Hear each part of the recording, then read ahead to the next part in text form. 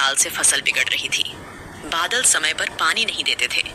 खेती के पौधे अकाल वृद्ध होकर असमय में ही मुरझा रहे थे। परंतु महाजनों की फसल का हाल ऐसा ना था। बादल ज्यों-ज्यों अपना हाथ खींचते, उनकी खेती में त्यों-त्यों नए अंकुर निकलते थे। सेठ ज्वाला प्रसाद उन्हीं महाजनों में से थे। विधाता के आशीर्वाद से उनका धन अक्षय था। जिस किसान के पास पहुंच जाता, जीवन भर उसका साथ न छोड़ता। अपने स्वामी की तिजोरी में निरंतर जाकर भी दरिद्र की झोंपड़ी की माया उससे छोड़ी न जाती थी। मोहन वर्षों से ज्वाला प्रसाद का ऋण चुकाने की चेष्टा में था, परंतु चेष्टा कभी सफल न होती थी। मोहन का ऋण दरिद्र के वंश की तरह दिन पर दिन बढ़ता ही जाता था। इधर कुछ दिन ज्वाला प्रसाद भी कुछ अधीर से हो उठे थे। रुपये अदा करने के लिए वे मोहन के यहाँ आदमी पर आदमी भेज रहे थे। समय की खराबी और महाजन की अधीरता के साथ मोहन को एक चिंता और थी। वह थी उसके जवान लड़के शिबू की निश्चिंतता। उसे घर के कामकाज से सरोकार न था, बिल्कुल ही न था। यह नहीं कहा जा सकता। भोजन करने के लिए यथा समय उसे घर आना ही पड़ता था। बाप मजूरी के पैसे लाकर किस जगह रखता है, इसके ऊपर दृष्टि रखनी पड़ती थी। पता मिल जाने पर बीच बीच में उन्हें सफाई से उड़ाना भी पड़ता था। ऐसे ही और बहुत काम थे। 2-4 बार उसे बैलगाड़ी किराए के लिए चलानी पड़ी थी। संभव है यह बेगार चलकर और अधिक करनी पड़ती, परंतु हाल ही में यह संभावना भी असंभव हो गई है। अचानक एक दिन 2-4 घंटे की बीमारी से हाल में ही उसका बैल चल बसा। इस प्रकार ईश्वर ने उसके स्वच्छंद विचरण के पथ में एक सुधिवा और कर रखी थी। घर वालों के साथ उसका वही संबंध जान पड़ता था जो खेती के साथ उन बादलों का होता है जिनके दर्शन ही नहीं होते। यदि कभी होते भी है तो आए हुए धान को खेत में ही सड़ा देने भर के लिए। परंतु बादल चाहे जैसी शत्रुता रखें, खेती के लिए उनसे प्यारी वस्तु और कोई नहीं होती। मोहन भी शिबू का विचार इसी दृष्टि से करता था। सोचता था, अभी बच्चा है, हमेशा ऐसा ही थोड़े रहेगा। जब वह शिबू की कोई बात आई गई कर जाता, तब उसे अपने मृत पिता की याद आ जाती। उसने भी अपने पिता को कम नहीं सताया था। पिता के प्रति कृतज्ञता प्रकट करने का सबसे बड़ा साधन कदाचित बच्चे को प्यार करना ही है। शिबू की उदंडता क्षमा करते समय प्रायः मोहन का हृदय गदगद हो उठता था। उस दिन नाश्ता करके शिबू बाहर निकल रहा था। मोहन ने पीछे से कहा, लल्लू, आज मुझे एक जगह काम पर जाना है। बैल की सार करके तुम उसे पानी पिला देना। शिबू ने पिता की ओर मुड़कर कहा, मुझसे यह बेकार ना होगा, मुझे भी एक जगह जाना है। मोहन जानता था कि कांच की तरह सीधी गर्मी दिखाकर इसे झुकाने की इच्छा रखना मूर्खता है। विनती के स्वर में बोला, बेटा, मुझे काम है, नहीं तो तुमसे क्यों कहता? कौन बहुत देर का काम है? शिबू उसी तरह अविचल कंठ से बोला, थोड़ी देर का काम हो या बहुत देर का, मुझे वाहियात कामों की फुर्सत नहीं है। मोहन झुंझला पड़ा, क्रुद्ध होकर बोला, कैसा है रे? बैल को पानी पिलाना वाहियात काम बताता है। किसानी न करेगा तो क्या बाबू बनकर डाकखाने में टिकट बेचेगा? ठीक तो कहता हूँ, नाराज क्यों होते हो? कितनी बार कहा इसे बेच दो, अकेला बंधा बंधा खा रहा है। सार साफ करो, पानी पिलाऊं, भूसा डालो, इधर से उधर बांधो, उधर से इधर। मुझे यह अच्छा नहीं लगता। किसी काम आता हो तो बात भी है। चुप रह, घर में जोड़ी ना होती तो इतनी बातें बनाना ना आता।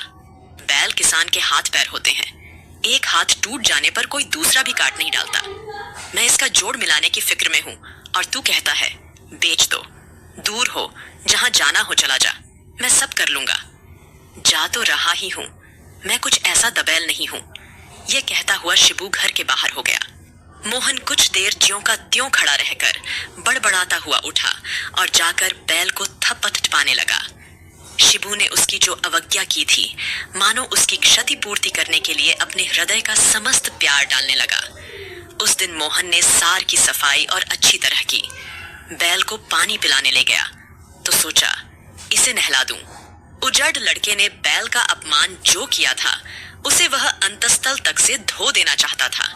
नहला चुकने पर अपने अंगोछे से पानी पहुंचा, बांधने की रस्सी को भी पानी से धोना न भूला। सार में बांधकर भूसा डाला। तब भी मन की ग्लानि दूर न हुई तो भीतर जाकर रोटी ले आया और टुकड़े टुकड़े करके उसे खिलाने लगा। वह कहा करता था कि जानवर अपनी बात समझा नहीं सकते, परंतु बहुत सी बातें आदमियों से अधिक समझते हैं। इसीलिए वह अनुभव कर रहा था कि बैल उसके प्रेम को अच्छी तरह हृदयंगम कर रहा है। इस तरह आज इतना समय लग गया जितना लगाना न चाहिए था। यह बात उसे उस समय मालूम हुई जब ज्वाला प्रसाद के आदमी ने आकर बाहर से पुकारा, मोहन है? मोहन सुनकर सन्न सा खड़ा रह गया। उसे शिबू पर गुस्सा आया। अगर वह पाजी बैल का उसार कर देता तो वह इस आदमी को घर पर थोड़े ही मिलता। शंकित मन से बाहर निकलकर बोला, कौन? रामधन भैया, आओ कुछ खा पी लो। रामधन ने रूखाई से कहा, हमें फुर्सत नहीं है, इसी समय मेरे साथ चलो। तुम जैसे छांटे हुए आदमी से भी किसी का पाला न पड़ा होगा। तुम्हारे पीछे फिरते फिरते पैरों में छाले पड़ गए, परंतु साहब के दर्शन ही नहीं होते। सचमुच रामधन के पैरों में छाले पड़े हुए थे, इसी से उसका मिजाज ठीक न था। परंतु छाले पड़ने का कारण मोहन के पीछे फिरना नहीं था। एक चमार आसामी ने मुफ्त में जूते बनाकर कुछ दिन के लिए उससे छुट्टी पाने का वचन लिया था। उन जूतों ने रामधन को चलने फिरने से ही कुछ दिन के लिए छुट्टी देकर अपने निर्माता का लेन देन बराबर कर देना चाहा। रामधन इस समय उसी चमार को नए नए शब्दों में याद करता चला आ रहा था। मोहन ने देखते ही समझ लिया, मामला ठीक नहीं है। चुपचाप भीतर से लाकर अंगोछा कंधे पर डाला और उसके पीछे हो लिया। रास्ते में मोहन ने फसल खराब होने की बात शुरू की। किसानों का गुजारा किस तरह हो रहा है, इस बात की ओर संकेत किया। एक पैसे का सुविधा नहीं है, यह भी स्पष्ट रूप से कहा, लेकिन रामधन मुंह भारी किए हुए सुनता रहा, मानो उसके मुंह में भी छाले पड़ गए थे। जब उत्तर देना नितांत आवश्यक हो गया, तब संक्षेप में कह दिया, मालिक से कहना। मोहन ने कहा, हमारे मालिक तो। चुप रह दुष्ट, रामधन ने कहा। कहने का अभिप्राय यह था, मालिक मैं नहीं हूं। उच्चारण भंगिमा का अभिप्राय यह था, मालिक हूं तो मैं। बड़ी देर की बकबक लगाए है, चुका नहीं सकता तो कर्जा लिया ही किस लिए था। रामधन के साथ वह ज्वाला प्रसाद की कोठी पर जा पहुंचा। ज्वाला प्रसाद ने अपने स्वर में संसार भर का प्रभुत्व भर कर कहा, वादे बहुत हो चुके, अब हमारे रुपये अदा कर दो, नहीं तो अच्छा ना होगा। मोहन ने कहा, मालिक की बातें, खाने को मिलता नहीं, रुपये कहां से आए। बातों ही बातों में ज्वाला प्रसाद की जीभ की ज्वाला बेहद बढ़ उठी। मूर्ख, बेईमान आदि उपाधियों से एकदम वह निरीह मंडित हो उठा। मोहन घर न जा सका। रुपये अदा कर दो और चले जाओ, बस इतनी ही बात थी। शिबू ने तीसरे पहर घर आकर देखा, दद्दा नहीं है। मालूम हुआ सवेरे ज्वाला प्रसाद के आदमी के साथ गए थे।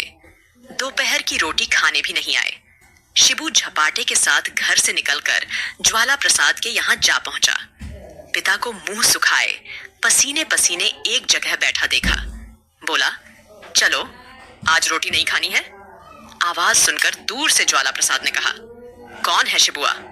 दाम लाया या यूं ही लिवाने आ गया? शिबू ने अपने कर्कश कंठ को और भी कर्कश करके कहा, अपनी रूपल्ली लोगे या किसी की जान?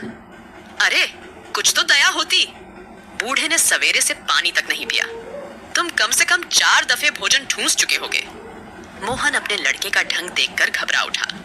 बोला, अरे कुछ तो समझ की बात कर, किससे किस तरह बोलना चाहिए। आज तक तुझे यह शूर न आया। न आने दो, चलो उठो, मैं तुम्हें यहाँ कसाई की गाय की तरह मरने न दूंगा। रामपुर की हाट में सोमवार को बैल बेचकर उनकी कौड़ी पाई चुका दूंगा। कहकर शिबू ने पिता का हाथ पकड़ा और उसे झकझोरता हुआ साथ ले गया। दोस्तों, ऐसे और भी इंटरेस्टिंग कहानियों के लिए मेरे चैनल को सब्सक्राइब करना मत भूलिएगा। तो आइए अब आगे सुनते हैं। ज्वाला प्रसाद हतप्रभ होकर ज्यों का त्यों बैठे रहे। उन्होंने शिबू के जैसा निर्भय आदमी न देखा था। उनके मुंह पर ही उन्हें कसाई बनाया गया। गुस्सा की अपेक्षा उन्हें डर ही अधिक मालूम हुआ। वे भी उसी हाट में रामपुर जा रहे थे। आजकल डाकुओं का बड़ा जोर था। वह शिबुआ भी तो कहीं डाकुओं में नहीं है। कैसा ऊंचा पूरा का पूरा पहलवान है। बोलने में किसी का डर नहीं, चलने में किसी का बंधन नहीं। दिन भर फिर किसी काम में ज्वाला प्रसाद का मन नहीं लगा। बार बार उसका तेज तृप्त चेहरा उन्हें याद आता रहा। 2 दिन में ही वह बीमार पड़ने लगा, मानो मोहन बहुत दिन का बीमार हो। दिन भर वह बैल के विषय में ही सोचा करता। रात को उठकर कई बार बैल के पास जाता। दिन में और लोगों के सामने अपना प्रेम पूर्ण रूप से प्रकट करते हुए उसे संकोच होता। रात के एकांत में उसे अवसर मिलता, बैल के गले से लिपटकर प्राय वह आंसू बहाने लगता। यदि कभी शिबू उसका यह आचरण देख लेता तो उसे ऐसा जान पड़ता मानो वह कोई अपराध कर रहा है। हाट जाने के एक दिन पहले उसने शिबू से कहा, बेटा एक बात मेरी मानना, बैल किसी भले आदमी को देना जो उसे अच्छी तरह रखे। 2-4 रुपए कम मिले तो भी मना न करना। शिबू बिगड़कर बोला, तुम्हारी तो बुद्धि बिगड़ गई है। जब देखो बैल बैल की रट लगाए रहते हो। मैं मर जाऊं तो भी शायद तुम्हें बैल के जितना रंज ना हो। बैल जिए या भाड़ में जाए, मुझसे कोई मतलब नहीं। जो ज्यादा दाम देगा मैं उसी को बेच दूंगा। हमारा ख्याल कौन रखता है? मैं भी किसी का ना रखूंगा। उस कसाई के रुपए उसके मत्थे मार दूं। मैं तो इतना ही चाहता हूं बस। मोहन चुपचाप सुनता रहा। थोड़ी देर बाद एक गहरी सांस लेकर वहां से हट गया। जिस समय बैल की रस्सी खोलकर शिबू हाट के लिए जा रहा था, वहां मोहन न था। किसी काम के लिए जाने की बात कहकर वह पहले ही बाहर चला गया था। बैल बेचकर शिबू घर लौट रहा था। रुपये उसकी अंटी में थे, तो भी आज उसकी चाल में वह तेजी नहीं थी जो जाते समय थी। न जाने कितनी बातें उसके भीतर आ जा रही थी। बैल के बिना उसे सूना सूना मालूम हो रहा था। आज के पहले वह यह बात किसी तरह न मानता कि उसके मन में भी उस क्षुद्र प्राणी के लिए इतना प्रेम था। मनुष्य अपने आप के विषय में जितना अज्ञानी है, कदाचित उतना और किसी विषय में नहीं है। बार बार उसे बैल की सूरत याद आती। उसके ध्यान में आता मानो विदा होते समय बैल भी उदास हो गया था। उसकी आंखों में आंसू छलक आए थे। बैल का विचार दूर करता तो पिता का सूखा हुआ चेहरा सामने आ जाता। बैल और पिता मानो एक ही चित्र के दो रूप थे। लौट फिरकर एक के बाद दूसरा उसके सामने आ जाता था। आह, उसका पिता इस बैल को कितना प्यार करता था। उसे अनुभव होने लगा कि वह बैल उसका भाई ही था। एक ही पिता के वात्सल्य रस से दोनों पुष्ट हुए थे। जो पिता जानवर के लिए इतना प्रेमातुर हो सकता है, वह उसके लिए न जाने क्या करेगा। सोचते सोचते उसका हृदय पिता के लिए आर्द्र हो उठा। हाय, वह अब तक अपने ऐसे स्नेहशील पिता को भी न पहचान सका। उसके हृदय की कठोरता आज अपने आप पराजित हो गई थी। घने वन की छाती पर पत्थर की पक्की सड़क दोनों ओर के वृक्षों की छाया का उपभोग करती हुई निर्जन और बस्ती की परवाह न करके बहुत दूर तक चली गई थी। दूर दूर तक आदमी का चिन्ह तक दिखाई न देता था। बीच बीच में कुछ हिरण छलांगे मारते हुए सड़क पार कर जाते थे। अचानक शिबू ने देखा एक जगह बहुत सी बैलगाड़ियां ढिल्ली हुई है। एक ओर की निर्जनता के आधार पर ही दूसरी ओर की सघनता अवलंबित है। मानो यही दिखाने के लिए ऊंची सड़क के दोनों ओर लगातार नीची खंदकें चली गई थी। 200-300 आदमी उन खंदियों में चुपचाप दूर तक श्रेणीबद्ध बैठे हुए थे। शिबू ने समझा, सड़क पर साहूकार के आदमी हैं। कुछ वसूल कर लेने के लिए इन आदमियों को परेशान कर रहे हैं। साहूकार का विचार आते ही उसका गर्वित हृदय विद्रोही हो उठा। विचारों की श्रृंखला छिन्न भिन्न हो गई। वह तेजी से चलने लगा। कौन है खबरदार, वहीं खड़ा रह। शिबू ने देखा पुलिस के सिपाहियों की पोशाक में बंदूकें लिए हुए 5 आदमी हैं। मुंह कपड़े से इस तरह बांधे हुए हैं कि सूरत साफ दिखाई न दे सके। बीच सड़क पर एक कपड़ा बिछा हुआ है। उस पर रुपये, पैसे और गहनों का ढेर लगा है। शिबू को समझने में देर नहीं लगी। डाकू हैं, सिपाही नहीं। दिन दहाड़े यहाँ लूट हो रही है। सड़क के नीचे खंदियों में जो लोग बैठे हैं वे लुट चुके हैं। डाकुओं के धन के साथ मानो उनकी गति और वाणी भी अपहृत कर ली है। एक डाकू फिर से खड़क कर बोला, कौन है? चला ही आ रहा है।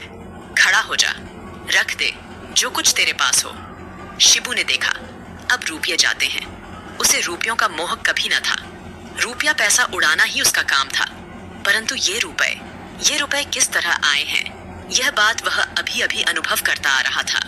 एक क्षण के हिस्से में उसे पिता का सूखा हुआ चेहरा याद आया और दूसरे क्षण उस महाजन का जिसने रुपये चुकाने के लिए उन्हें तीसरे पहर तक भूखा प्यासा रोक रखा था।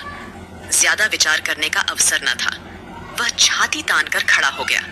बोला, मैं रुपये नहीं दूंगा।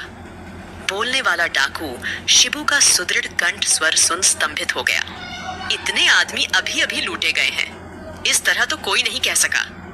दूसरा डाकू बंदूक का कुंदा मारने के लिए उस झपटा। शिबू ने बंदूक के कुंदे को इस तरह पकड़ लिया जिस तरह संपेरे सांप का फन पकड़ लेते हैं। अपने को आगे ठेलता हुआ वह बोला, तुम मुझे मार सकते हो, परंतु रुपये नहीं छीन सकते। ये रुपये मेरे पिता के कलेजे के खून में तर हैं। मेरे जीते जी महाजन के सिवा इन्हें कोई नहीं ले सकता। यह कहकर शिबू ने अपने पूरे वेग के साथ निकल जाना चाहा।